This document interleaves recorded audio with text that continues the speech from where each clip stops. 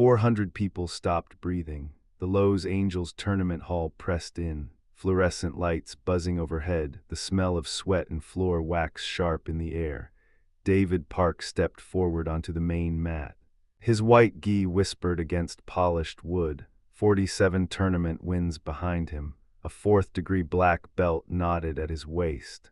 Bruce Lee stood near the judge's table, hands loose, watching. "I challenge you," David's voice cut clean through the silence. Few could understand what it cost him, years of discipline collapsing into 3 words. Frank Sullivan lurched forward, clipboard rattling in his grip. This isn't sanctioned, we can't." Bruce raised one hand. The tournament organizer froze mid-sentence. One nod, that was all. The crowd parted like water. Bodies shuffled backward, opening the center mat. Shoe soles squeaked on hardwood. Someone coughed, the sound died instantly. David's jaw tightened, muscle jumping beneath skin. Saliva turned to copper in his mouth. His hands curled into fists at his sides, knuckles whitening. Bruce Lee stepped onto the mat. No formal stance, no preparation, just presence. Imagine standing there, every eye locked on you, knowing what comes next will rewrite everything you believe or destroy it completely. David dropped into Zenkutsu Dachi. His front knee bent at the precise angle drilled into muscle memory, back leg locked straight, heel grinding into the canvas mat, every fiber aligned. His shoulders squared, fists chambered at his ribs. The stance had won him 47 victories. Bruce stood 5 feet away, hands loose at his sides, weight centered on nothing, committed to nothing. No guard, no formal position. The fluorescent lights hummed above 400 held breaths. David exploded forward. His rear fist drove from his hip in a perfect Gyakuzuki reverse punch, the technique he had thrown 10,000 times. His breath hissed through clenched teeth. The air split. Bruce's hand appeared, not a block, not a parry. His palm met David's wrist mid-flight, fingers wrapping like water finding cracks. The trap closed. Bruce's other hand joined and he pulled. Not hard, not violent, just redirected. David's perfect alignment shattered. His center lurched forward, chasing momentum that no longer belonged to him. His front foot skidded across the mat. He stumbled into emptiness where Bruce had been standing, arms flailing for balance that wouldn't return. Bruce released him without striking. David caught himself, gasping. His textbook form had dissolved into chaos, and the demonstration had barely begun. David's weight lurched forward, his center gone. The wooden floor vibrated beneath his stumbling feet. 10,000 hours of kata training had drilled precision into every muscle, every pivot, every transition, but none of it covered being dragged into empty space. His arms windmilled instinctively, balance fled. Bruce released him without striking, no blow, no punishment, just absence.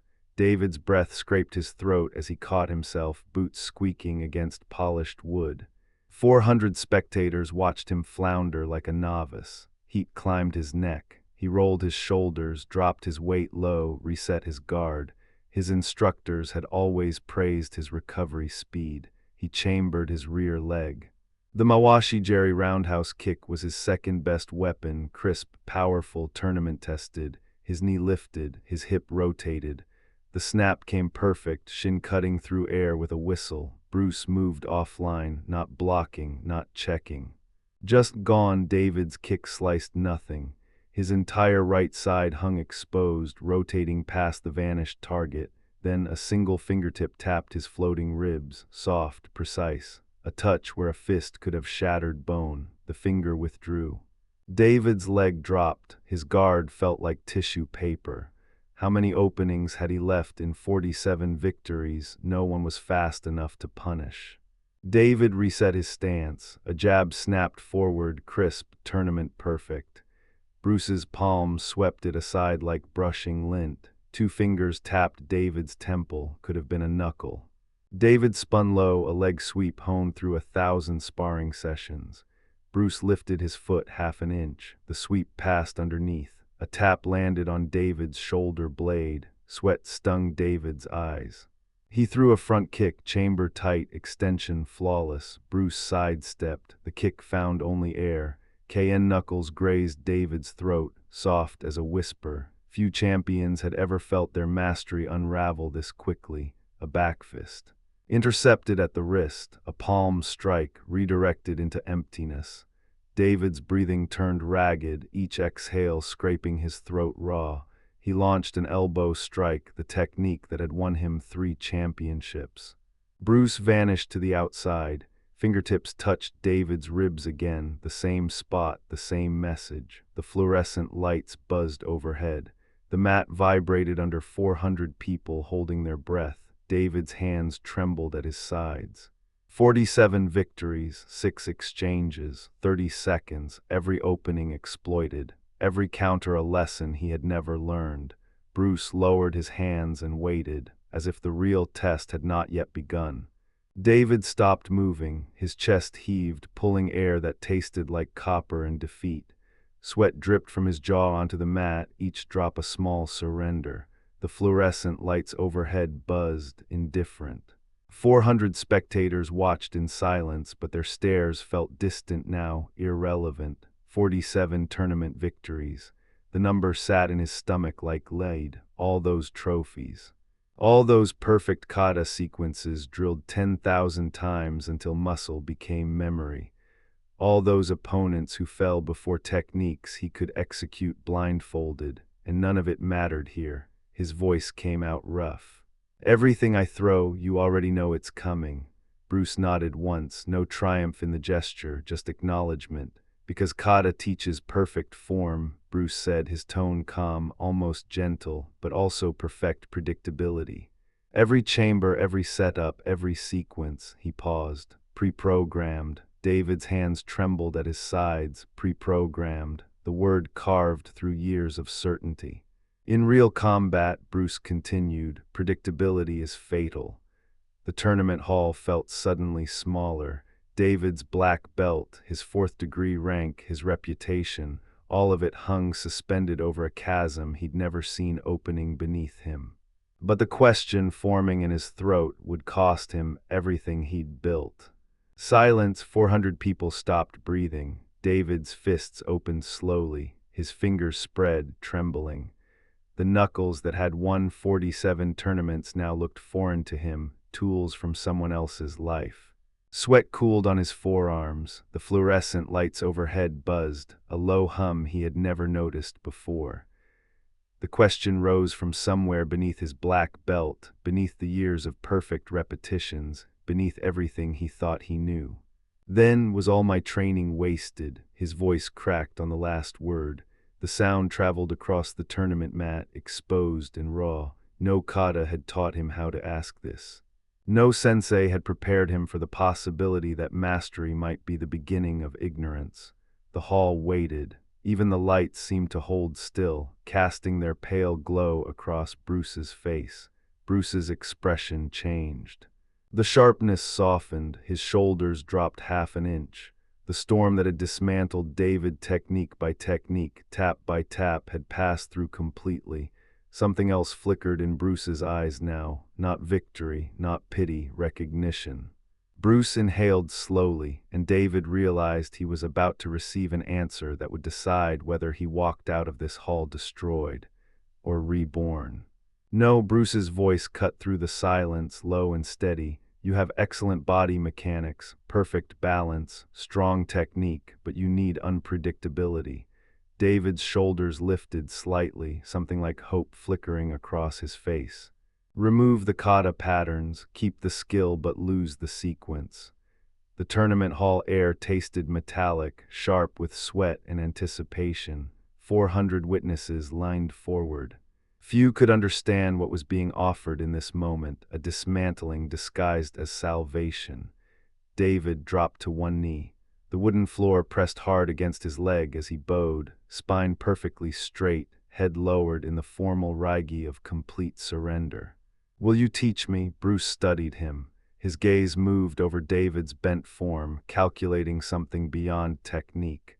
The fluorescent lights hummed overhead, steady and indifferent, if you are willing to feel lost for a while.